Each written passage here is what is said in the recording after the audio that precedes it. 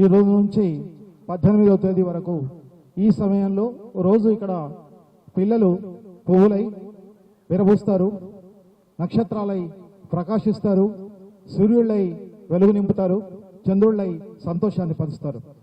అట్లాంటి అనేక కార్యక్రమాలకు ఈ బాల వికాస్ వేదిక ఇక్కడ ఈ వేదిక మీద మనం చూడబోతున్నాం.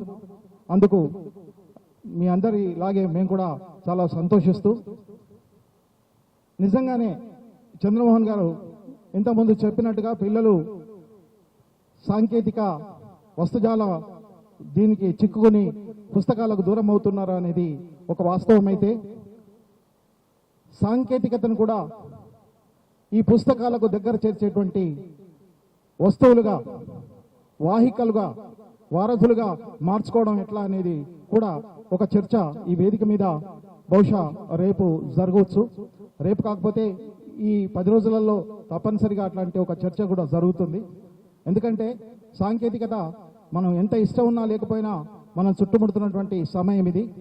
పుస్తకాలని పిల్లలకు దగ్గర చేయడానికి సాంకేతికతను మనం ఎట్లా వాడుకోవాలి, ముఖ్యంగా ఈ సెల్ ఫోన్లు లాంటివి ఇట్లా కొడితే వాడికి ఒక 10,000 పుస్తకాలు ట్యాబ్లోనో సెల్ ఫోన్లోనో దొరుకుతున్నాయి.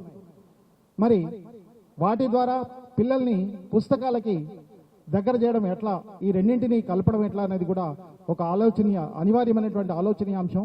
అందరం కూడా ఆలోచించాలి. సరే, సరదాగానే పాటలు వింటూ, నాటికలు చూస్తూ, పిల్లల సరదా కార్యక్రమాలు చేస్తూ, కేవలం సరదా కోసం కాకుండా సరదా ద్వారా మనం కొంత జ్ఞానాన్ని, కొంత ఆచరణీయమైన జ్ఞానాన్ని సంపాదించుకుందామని, ఆచరణ వైపుగా ముందుకు తీసుకెళ్లడానికి ఈ కార్యక్రమాలు తోడ్పడతాయని మేము ఆశపడుతున్నాం. అందుకు సహకరిస్తున్నటువంటి పిల్లలకు, పెద్దలకు అందరికీ కూడా మరోసారి కృతజ్ఞతలు. Thank you.